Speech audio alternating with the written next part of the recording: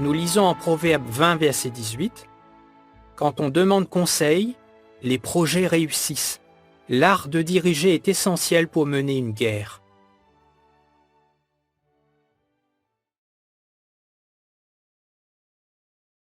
C'est avant tout à l'enseignant d'aider son étudiant à comprendre la parole de Dieu.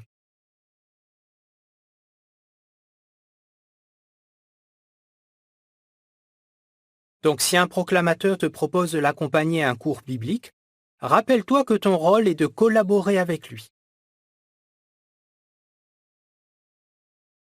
Que peux-tu faire concrètement pour lui être utile?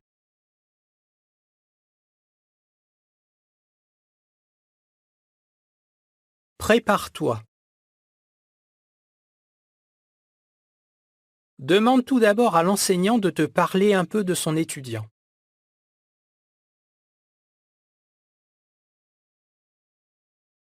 Tu pourrais aussi poser ces questions à l'enseignant. Quel sujet va-t-on examiner? Est-ce que tu t'es fixé un objectif particulier pour ce cours?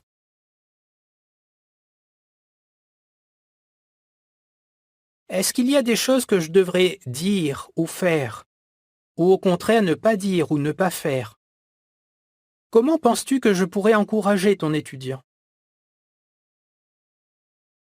Bien sûr, l'enseignant ne te révélera rien de confidentiel, mais il pourra te communiquer des informations qui te seront utiles.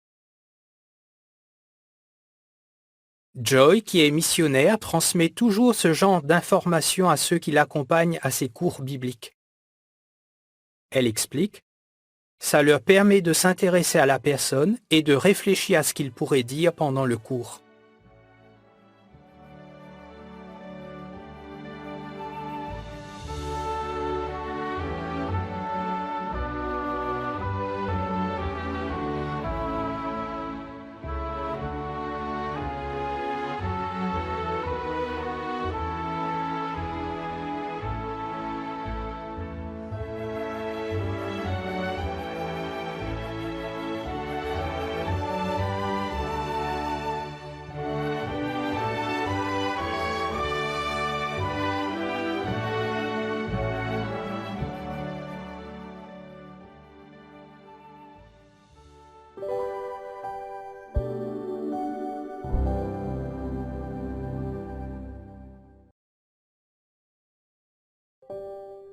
Quel est ton rôle quand tu assistes à un cours biblique?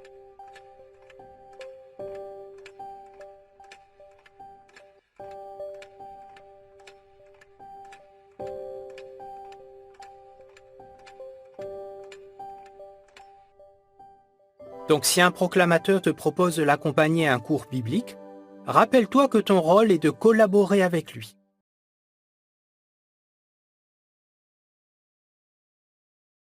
Comment peux-tu appliquer le principe de Proverbe 20, verset 18?